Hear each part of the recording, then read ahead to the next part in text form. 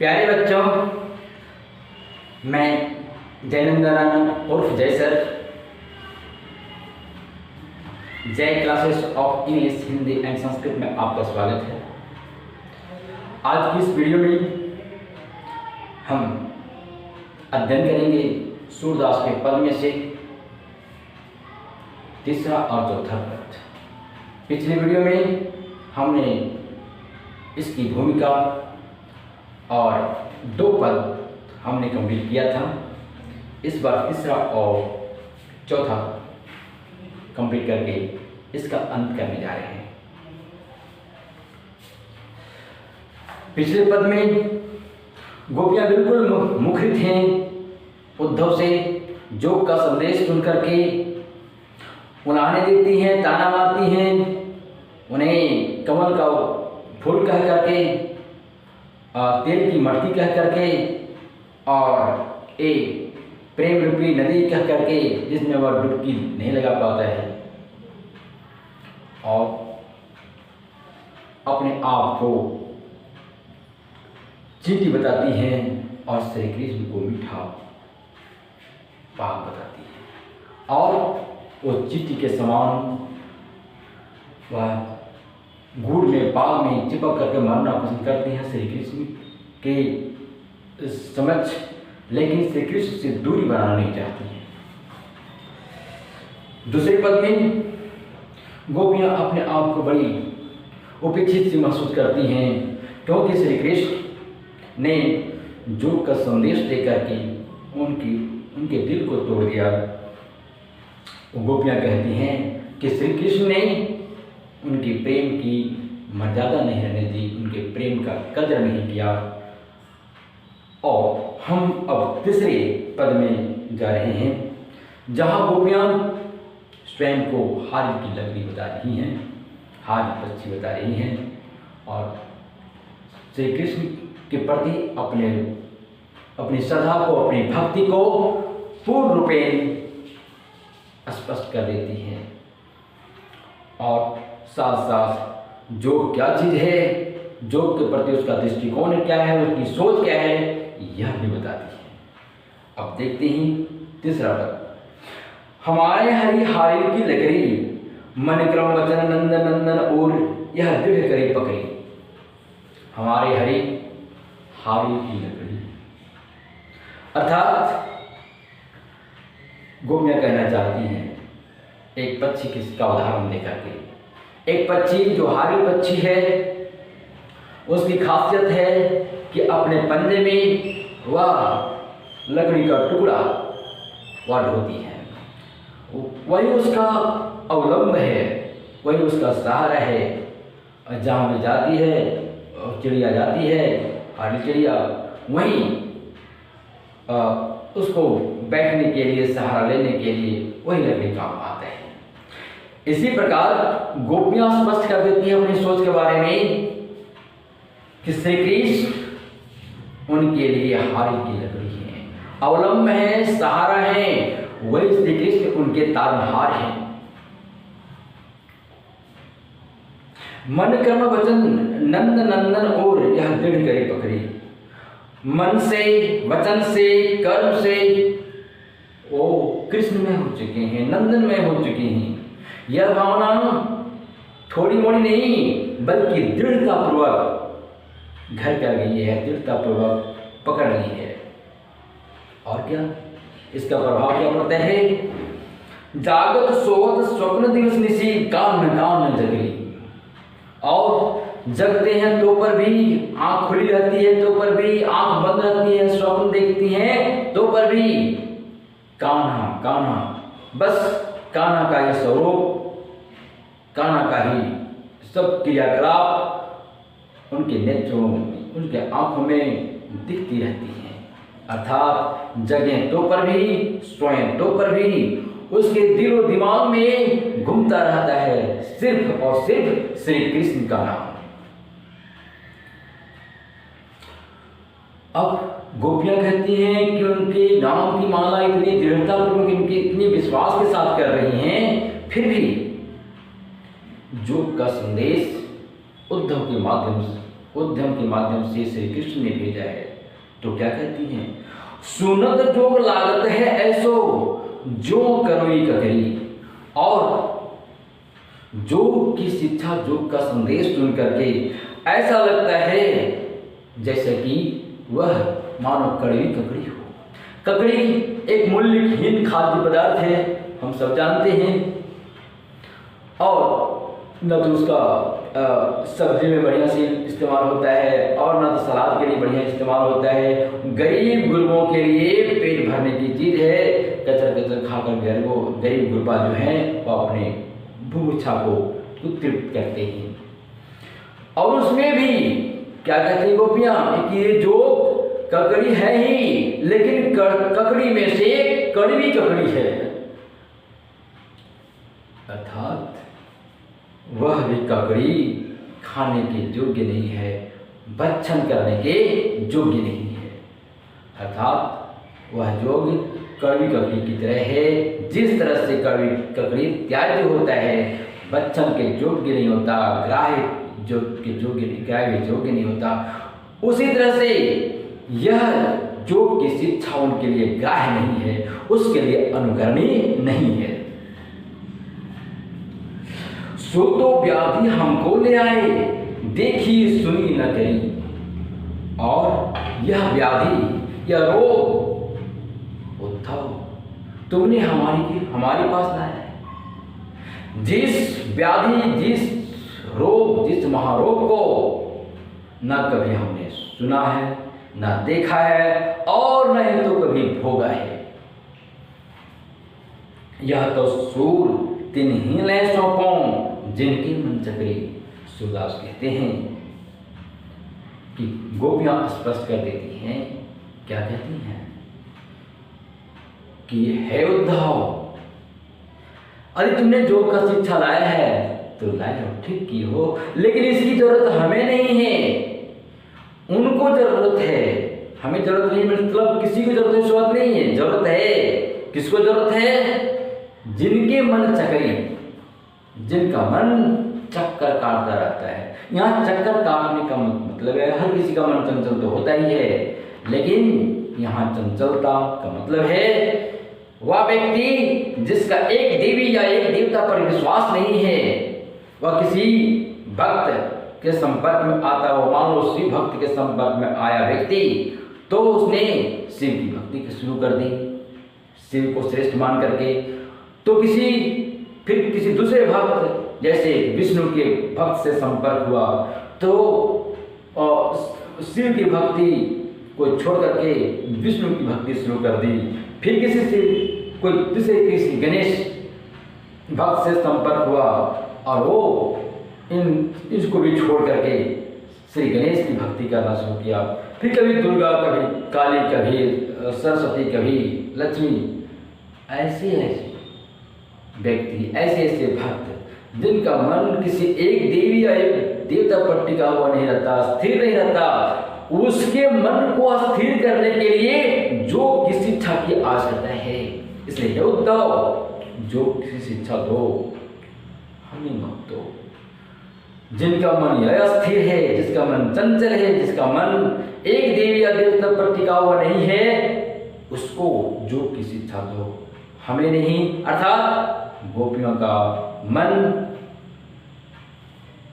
एक देवी, एक देवता श्री कृष्ण के ऊपर टिका हुआ है और उनके ऊपर अपार श्रद्धा है, अपार विश्वास है, अपार उससे प्रेम करते हैं।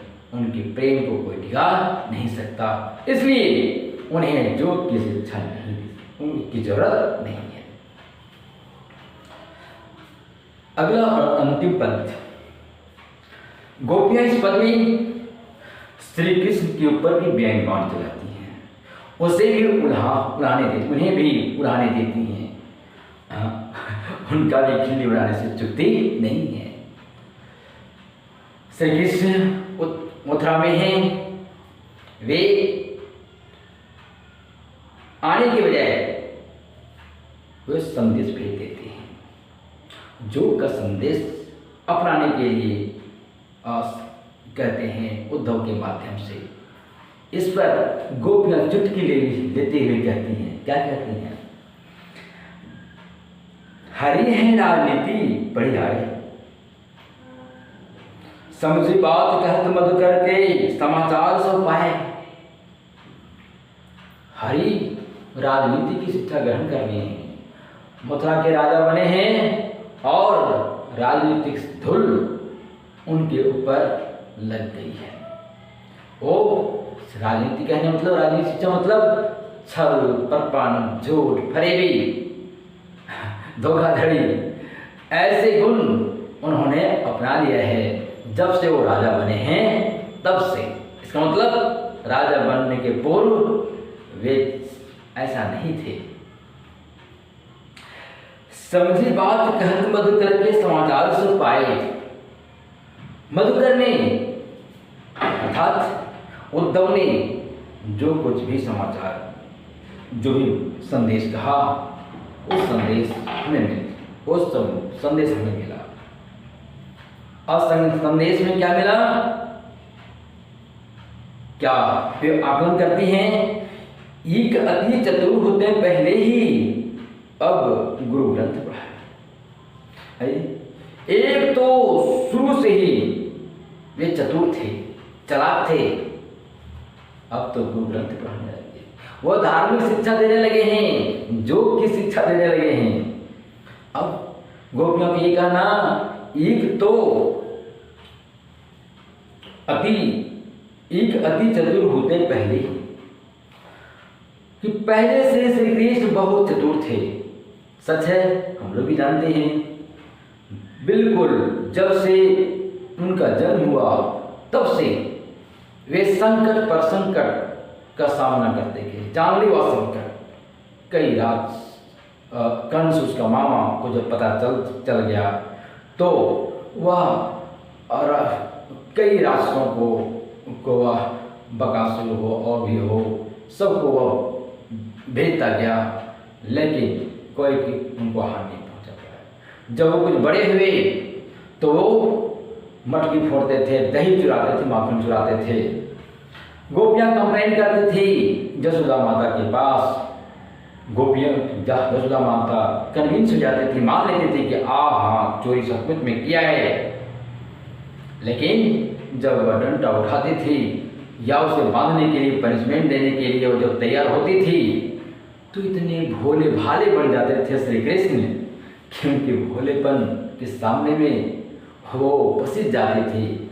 और वो बस जाकर के वो बोलते थे कि गोपियाँ मुझसे ईर्ष्या करती हैं, वो बार बार डांस करने के लिए, नृत्य करने के लिए कहती हैं, और जब नहीं कहती हैं तो झूठा झूठा क्लेम लेकर के, झूठा झूठा आरोप प्रत्यारोप लेकर के वो यहाँ आती हैं और यशोदा माता को मानना पड़ता था।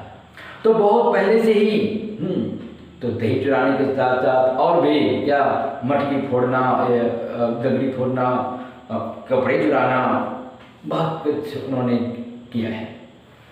और पनिशमेंट कभी नहीं, यदि एकाध कोई अपराध हो तो अलग बात है, उन्हें पनिशमेंट कभी नहीं हुई। अपनी चतुराई से हमेशा वो अपने आप को बचाते रहे। बढ़ी बुद्धि जानी जो उनकी, योग संदेश से पठाई। अरे उनकी बुद्धि बहुत बढ़ गई है कि अब योग की शिक्षा उन्होंने भिजवा दिया है अपने प्यारे मित्र उद्धव से। उद्धव भले लोग आगे के परहित डोलत धाये है। उद्धव भले लोग आगे के, इसका अर्थ ये नहीं लगाएंगे, अक्सर ये लगाते हैं कि पहले के जमाने के लोग भले होते थे, ऐसा नहीं। श्री कृष्ण पहले भले थे, अर्थात श्री कृष्ण की प्रकृति ऐसी नहीं थी जो आज हो गई है। प्रकृति में उसके आचरण में बदलाव तो आया है तब जब वो राजा बन गए हैं मथुरा के, और वो राजनीतिक शिक्षा ग्रहण करके उन्होंने छल, प्रपंच, धोखाधड़ी सब कुछ सीख लिया है। लेकिन राजा बनने के पहले वो भले आदमी थे। वजह परहित दौड़त धाये, वो दूसरों के हित में दौड़े चले आते थे। दूसरों के हित के लिए वे दौड़े चले आते थे। अर्थात जब भी गोकुलवासियों पर, गोपियों पर संकट आता था, वे उस संकट में कष्ट के समाधान के लिए स्वयं आगे आते थे, बिना देर किए हुए आते थे। जैसे कि बहुत से संकट उसके ऊपर आए, राक्षसों का आक्रमण हुआ, तो फिर यहाँ तक भगवान का भी रोष सहना पड़ा। ये इंद्र, भगवान इंद्र, वर्षा के देवता, भगवान इंद्र जब खूब ज़्यादा पानी बरसाने लगे, गोकुलवासियों को तबाह करने लगे, ऐसा लग रहा था कि पूरी जो गोकुल नगरी है वह बह जाएगी, जलमग्न हो जाएगी। उस समय श्री कृष्ण गोवर्धन पर्वत को अंगुली पर धारण करके गोकुलवासियों को बचाया था, और इस पर उनका दृढ़ विश्वास था कि ये जो सचमुच में तारनहार हैं और इनके होते हुए कोई आदमी क्या, कोई देवता भी उन्हें बिगाड़ नहीं सकते। तो पहले जो थे वो भले आदमी थे, दूसरों के लिए, दूसरों के हित के लिए वे दौड़े भागते थे, लेकिन किंतु परंतु अब अपने में मन फेर पाए हैं, चल दूर छूटे चुराए। लेकिन आज वो मन को फेर लेने की बात कर रहे हैं। वही जो पहले हर किसी को प्रेम की शिक्षा देते थे, दिल को चुराते थे, आज वो कह रहे हैं प्रेम से दूरी बना लो, प्रेम व्यर्थ की चीज है। तो यह गजब का परिवर्तन श्री कृष्ण में आ गया है। ते क्यों अनिति करें आपुल जी और अनिति छुड़ाए। तो वही उद्धव से प्रश्न करती हैं गोपियां कि जो दूसरों को अनिति से, अन्याय से, शोषण से जो मुक्त करने वाले हैं, आज वो स्वयं आज अनिति क्यों कर रहे हैं? वे तो दुखों से लोगों को त्राण कराने वाले हैं, मुक्ति कराने वाले हैं, लेकिन आज वो स्वयं दुख ऊपर से लादते जा रहे हैं। कहाँ, कैसे? गोकुल धाम में न पधार कर। राजधर्म तो है सूर जो प्रजा न चाहे सताए। तो हे सूरदास कहते हैं, क्या कहते हैं? गोपियाँ कहती हैं श्री कृष्ण को कि उद्धव को कि राजधर्म तो यही है कि प्रजा को न सताया जाए। अर्थात श्री कृष्ण राजा हैं, यदि राजा हैं तो गोपियाँ उनकी प्रजाएं हैं। तो गोपियाँ यदि उनकी प्रेयसी नहीं हैं तो प्रजा तो जरूर है ना। तो राजा का धर्म होता है कि प्रजा के सुख दुख में सम्मिलित होना। तो गोपियाँ दुखी हैं, क्यों दुखी हैं? श्री कृष्ण के न आने से।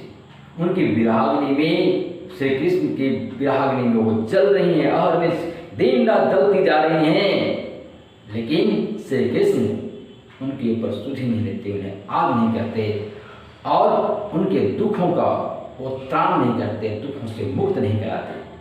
इसलिए